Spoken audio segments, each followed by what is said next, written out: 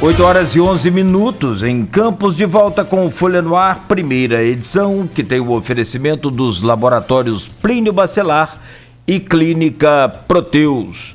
É que a gente não grava aqui os intervalos, né? Mas as resenhas durante o intervalo aqui, elas são tão boas quanto o material que vai ao ar também, né? Então são muitas informações.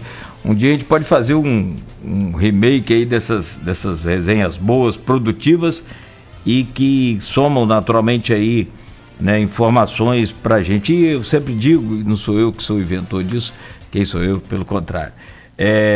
Mas quem tem informação tem poder. 8 horas, informação de verdade, tá? 8 horas e 11 minutos. Aloysio Abreu Barbosa, jornalista hoje no programa, e estamos recebendo o Rodrigo Carneiro. Oi? Desculpa. Tá. Vamos lá, desculpa. O Rodrigo Carneiro, médico infectologista. Aloysio, neste bloco, o aumento de casos no mundo, no Brasil, em Campos, no norte fluminense, está na pauta. E tem uma informação, Alberto até me passava aqui agora, que coisa impressionante, o número de crianças infectadas dobrou no último mês em São Paulo. Voltamos com você, Aloysio. Eu vou terminar com uma pergunta que acho que tem mais a ver com o bloco anterior e feita pelo próprio Cristiano, que a gente vai tocar aqui, né? Autor da nota que gerou aí a reação do governo municipal. E ele pergunta a você, Rodrigo, você deve ter visto no grupo, né? Mas é uma pergunta relativa talvez ao bloco anterior. Vamos lá, Cristiano Abreu Barbosa, empresário, blogueiro. Há uma campanha de vacina, parte por ideologia alinhada ao presidente, parte por profissionais de saúde, que ideologia à parte, creem que foi muito pouco tempo de estudo e testes para se ter uma vacina realmente confiável. Inclusive, na segunda-feira falou sobre isso. Aloysio?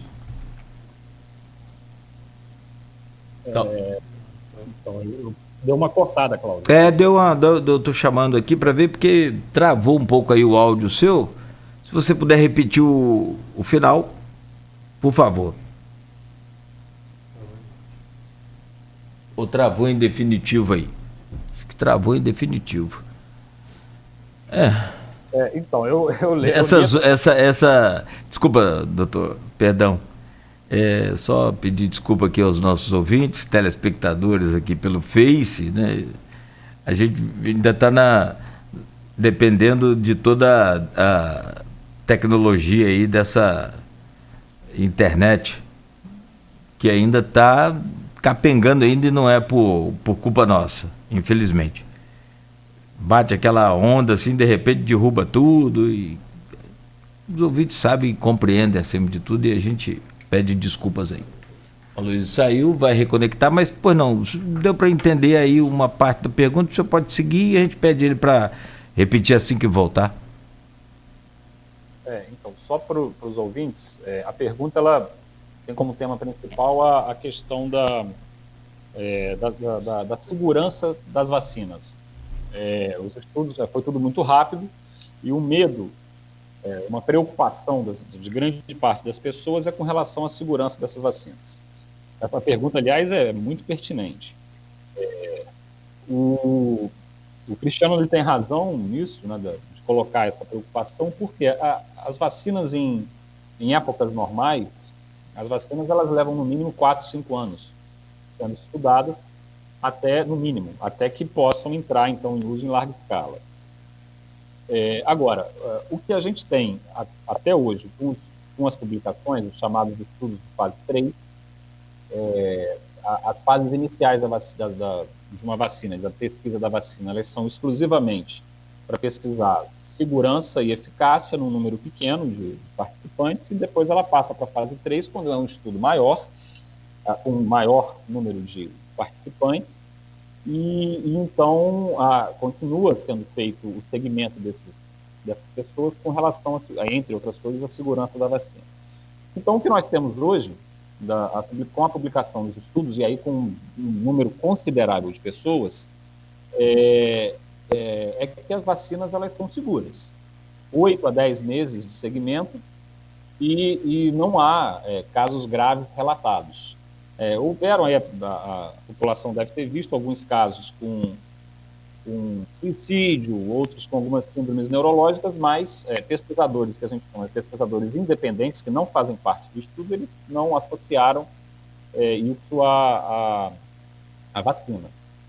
Então, até agora, com o que nós temos, a vacina ela é segura, os eventos adversos eles são no local da aplicação e um pouco de eventos sistêmicos leves, e é importante lembrar que o estudo ele vai continuar. Não é porque a vacina vai começar a ser aplicada em larga escala que os pesquisadores eles vão parar de fazer o segmento das pessoas que estão no estudo. Então, a segurança dessas vacinas ela vai continuar sendo realizada. Então, a minha opinião é que não é motivo para uma preocupação em termos de não usar a vacina. Com o que nós temos até agora, não foram relatados casos graves. Então, quem tiver a opção é para ser vacinado. E já fechou uma primeira semana de vacinação na Europa, Reino Unido também? Acho que a Luiz voltou aí. Oi. Sim. Desculpa, a conexão minha aqui ficou ruim. Uhum. E caiu no finzinho da pergunta que você fazia do Cristiano. Cristiano, por favor, então? Então pode. O doutor adiantou a resposta aqui sobre uma parte dela, né? Mas você pode... Eu vou repetir então, Rodrigo, se você me permite, e aí a parte que não respondeu, você responda, por favor, pode ser? Perfeito. Cristiano Barbosa, há uma campanha de vacina, parte por ideologia alinhada ao presidente, parte por profissionais de saúde que, ideologia à parte, creem que foi muito pouco tempo de estudo e teste para se ter uma vacina realmente confiável, temendo seus efeitos colaterais. E eu citei aqui o seu colega e ex-candidato prefeito Bruno Calil, transmitiu essas dúvidas aqui no Fora no Ar de segunda-feira.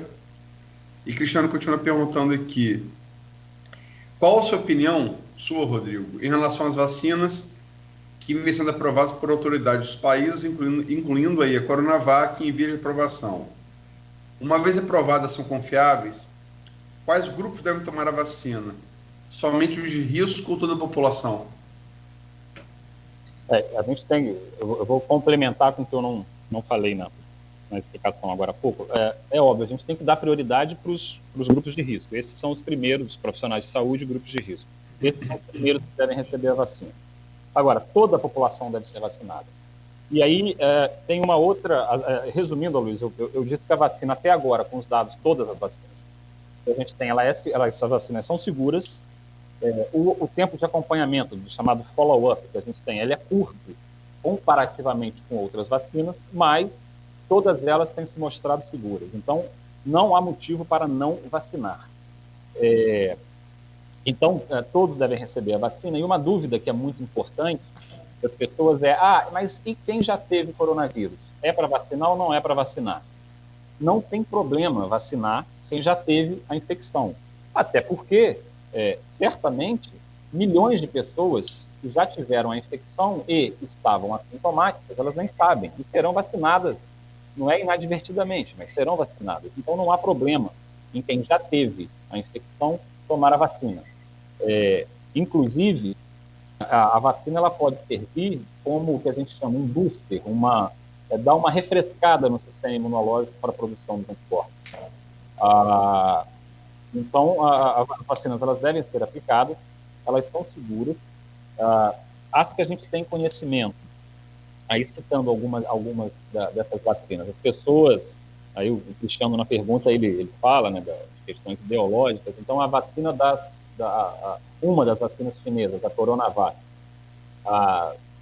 ela é a vacina que usa uma plataforma, uma forma de ser utilizada que é a mais antiga de todas elas. É a mais segura, teoricamente, é a que nós mais conhecemos. Ela usa vírus vivo inativado. O vírus está ali, o vírus do coronavírus, ele está na vacina, mas inativado, incapaz de causar doença. E nós usamos vacinas com essa plataforma há décadas. décadas e décadas e décadas. Há várias vacinas usadas. E o que os estudos mostraram, até agora, com as publicações que foram feitas, a vacina ela é segura, após 2 doses, intervalo de 14 dias entre elas. A vacina ela é segura e ela é eficaz. A longo prazo, não sabemos. Por isso que a gente vai ter que continuar o segmento dos estudos, o acompanhamento dos pacientes que estão nesse estudo. Serão necessárias outras doses? Também não sabemos. É provável que sim. O que a gente tem trabalhado atualmente, o mais provável é que nós tenhamos que continuar vacinando a população periodicamente. Não está definido qual é esse período. Pode ocorrer a perda de anticorpos.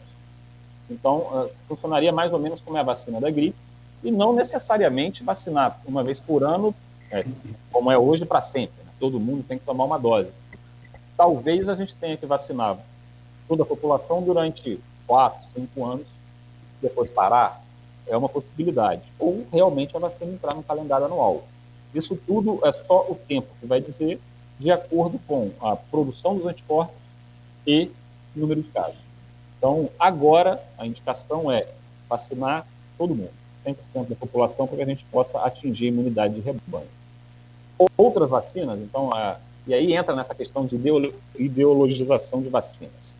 As outras vacinas, elas usam plataformas diferentes, são tipos de vacinas diferentes, e aqui é uma das queridinhas, por exemplo, do governo federal, que seria a vacina de Oxford, junto da AstraZeneca, ela teve um problema que vai atrasar um pouco a liberação dela, que foi, ela também é aplicada em 2 doses, e aí no estudo, foi feito estudo no Reino Unido, foi meia dose da vacina que foi dada na primeira dose, metade da dose a primeira aplicação. Isso foi também inadvertidamente.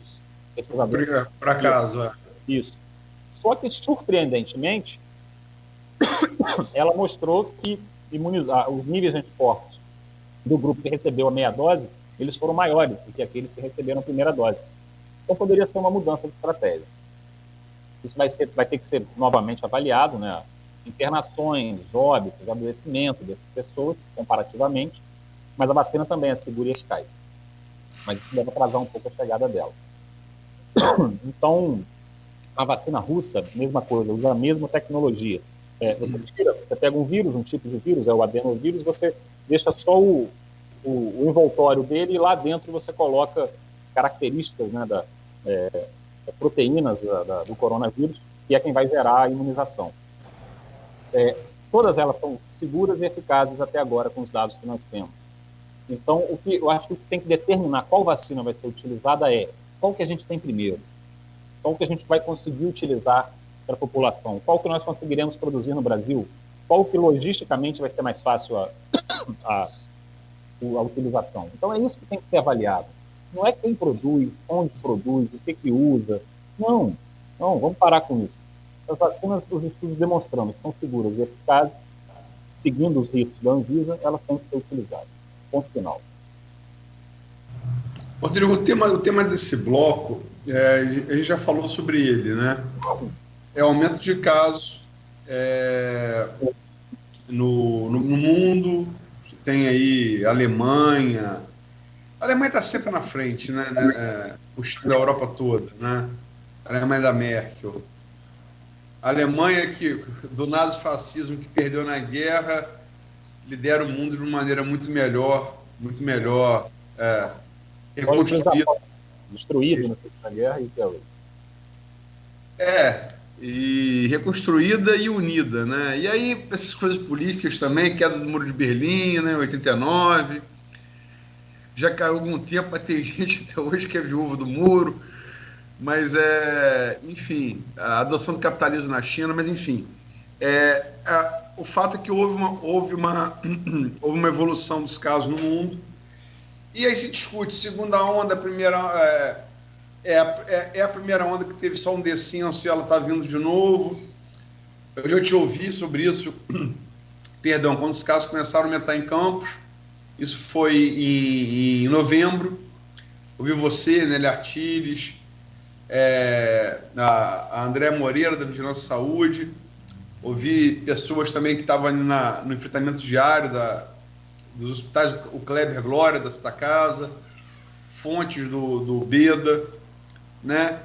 E todos nós, todos vocês que são profissionais, anteciparam que ia ser necessário se retroagir a fase, né?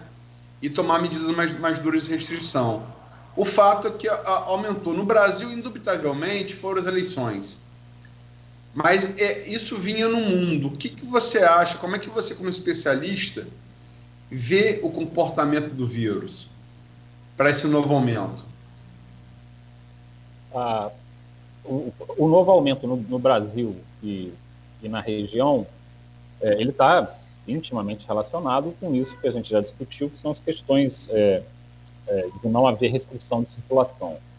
O vírus ele encontra terreno para circular e aí ele circula.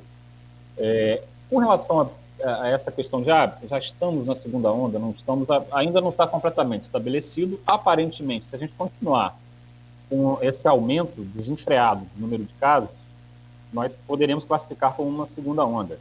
E ela veio um pouco antes do que nós esperávamos. A gente esperava essa segunda onda lá para janeiro, mais ou menos. Mas o Brasil ele tem uma característica ruim do país, que é se você olhar os gráficos do número de casos da Europa, ali é muito nítido que os casos eles tiveram a subida, né, o pico e o vale, a descida. E depois de alguns meses, novamente, isso graficamente fica muito claro. O Brasil, infelizmente, a gente não teve a queda de número de casos que nós esperaríamos. E com isso, certamente, perdemos milhares de pessoas por causa disso. E essa nova subida, algumas pessoas têm chamado de repique do número de casos, outras já conseguem classificar como provavelmente realmente a segunda onda. Na prática, isso não faz diferença, porque não muda a conduta que deve ser adotada. Mas, se o número de casos ele continuar com essa aceleração de subida, sim, nós estaremos em uma segunda onda que, infelizmente, veio antes do que nós esperávamos. O que nós esperávamos era essa segunda onda ela chegar junto da vacina, e a gente já poderia, usando a vacina, frear essa subida. Nós não conseguimos por não conscientização da população, por negacionismo dos administradores do país, e, infelizmente, então, é o que a gente está vendo desse grande número de casos e de óbitos que voltou a acontecer. E como é que você projeta isso para os próximos meses? Então, a projeção ela não é boa. A gente vai ter o Réveillon, vai ter o Natal, o Réveillon, as festas de fim de ano. Se não houver o distanciamento, a tendência é que essa aceleração ela se mantenha. Então, nós ainda vamos ter aí, um mês, 40 dias de aceleração do número de casos, se nós não fizermos o isolamento, e infelizmente, pode ser, provavelmente, vai ser pior do que foi no meio do ano, porque a estrutura hospitalar que nós tínhamos no meio do ano, o Brasil e região não tem mais. O número de leitos ele foi reduzido, principalmente pelos hospitais de campanha que foram fechados e não serão reabertos. Então, eu acho que ele não é bom. Tem alguns epidemiologistas já colocando como que a gente pode esperar um janeiro negro, porque após Natal e Réveillon, o número de casos ele vai, por incrível que pareça, vai acelerar ainda mais. Nós podemos ter, então, grande parte da população doente e o pior, aumentar o número de óbitos. Então, eu acho que a população, já que a gente não pode contar como deveria com o poder público, cabe a conscientização da população. Não é para ter festa, não é para ter aglomeração. Comemorem o seu Natal, o seu Ano Novo, basicamente com sua família, que não passe de 4, 5, 6 pessoas, porque se houver aglomeração, já está demonstrado, vai aumentar o número de casos. Quando a gente conseguiu fazer um distanciamento razoável, a gente já viu a diminuição do número de casos que houve no país e na cidade. E quando a gente parou com isso, principalmente por causa das campanhas eleitorais, os casos voltaram a subir. E a gente está em subida. Então, se houver aglomeração no final do ano, janeiro não vai, a gente infelizmente não vai ter um bom cenário em janeiro. A gente estava fazendo, no intervalo do primeiro bloco da apresentação e discussão da pauta do dia, que não é só a pauta do programa, para a pauta do programa, com você, que Covid especificamente, no intervalo, você fez uma projeção ali. O Brasil hoje está com 181 mil mortes, né, pela Covid. Que chegamos aí ao número previsto pelo Imperial College London, que não errou desde o início da pandemia literalmente nada. Acertaram tudo. Inclusive fizeram o próprio primeiro premier do seu país, o Boris Johnson, após ele mesmo ter se infectado, quase ter chegou a ficar no TI, né? Mudar toda a tática dele, que ele inicialmente queria apostar com uma Suécia em unidade de rebanho por via natural, e mudou tudo, né? Em relação à Suécia, basta comparar a Suécia com a Noruega e Dinamarca para ver o acerto do que você está falando, né? Quanto isolamento social é necessário. E para os defensores da economia, ver também o quão mais rápido é a recuperação econômica da Dinamarca, da Finlândia e da Noruega do que da Suécia, que não adotou, né? Mas, enfim, para o Brasil, você está projetando a se manter esse número de casos aí entre 800, 1.000 mortos dia. Números nacionais, você projetou um dado bastante assustador até a vacinação começar a fazer efeito. Você chegou a projetar em 237, 240 mil mortos. Você acha realmente isso e por quê?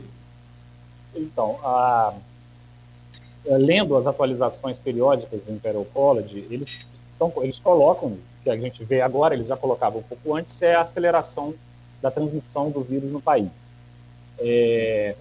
Então, eles não citam números absolutos, por exemplo, de óbito, como citaram no início, mas, seguindo essa aceleração, nós ainda estamos em fase de aceleração, os casos eles vêm aumentando progressivamente, é só a gente pegar a estatística semanal.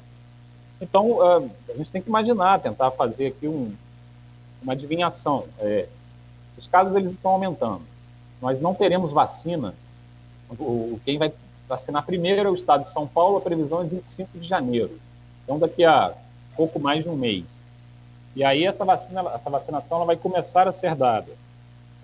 Até que a gente possa imunizar uma quantidade considerável de pessoas, colocando na melhor das hipóteses, vamos lá, 60 dias de hoje, e aí a gente tenta fazer uma mediana do número de óbitos. A gente hoje está tendo 850, 900, isso provavelmente vai subir, a gente vai voltar a ter 1.000 e poucos óbitos, para depois voltar a cair.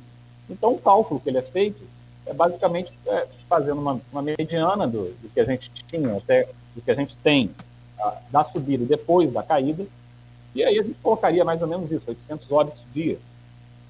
Com 60 dias, que é o período mínimo, se tudo correr muito bem com a vacinação, a gente vai continuar tendo, na média, 800 óbitos por dia nesse período, e aí a gente chega a esse número, né?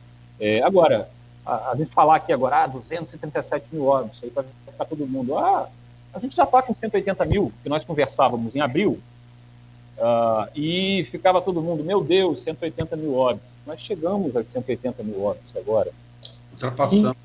Ultrapassamos, exato. E a população, os gestores do país, os políticos e a população parece que está anestesiada. É aquela história.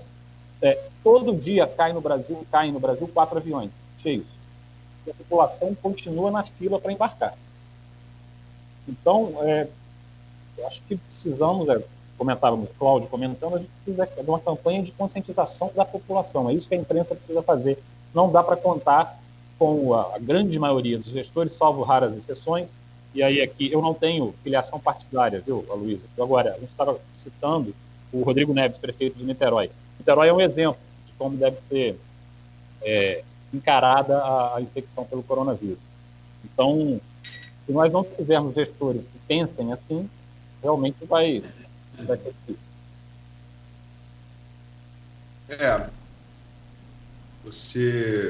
Essa sua frase é forte, né? 4 aviões caindo, tem gente correndo para embarcar. Mas é forte, mas é uma analogia vera, né? Infelizmente. Agora, qual seria a alternativa, além do que já está sendo feito? Então, eu entendo perfeitamente as questões econômicas que motivam, né, as flexibilizações. A alternativa seria, primeiro, nós termos o registro emergencial das vacinas que estiverem disponíveis, adquirir essas vacinas. Então, a que é mais fácil é a que é produzida em solo nacional, que é a Coronavac. E elas devem começar a ser aplicadas imediatamente, de preferência antes do final do ano. Se a gente já tem a Inglaterra, o Reino Unido aplicando, os Estados Unidos aplicando, por que o Brasil ele não pode começar a aplicar de preferência antes do fim do ano, não esperar 25 de janeiro? Então vamos tentar encurtar o tempo do início da vacinação, e vai ser necessário continuar com as medidas de isolamento mesmo após o início da vacinação. A gente vai vacinar, imagina, se fosse um absurdo de eficiência, se a gente conseguisse vacinar 2 milhões de pessoas por dia. Isso, estatisticamente, não representa muita coisa. A gente vai ter que vacinar aí 40 milhões, a gente vai levar 20 dias para vacinar 40 milhões de pessoas, e nesses 20 dias o vírus ele continuará circulando. Lembrando que a vacina leva 2 a 3 semanas para estimular a produção dos anticorpos, então não adianta. A gente, além de ter que tentar encurtar a vacina, a gente vai ter que ter rigor com as medidas de distanciamento, no mínimo por mais 2, 3 meses.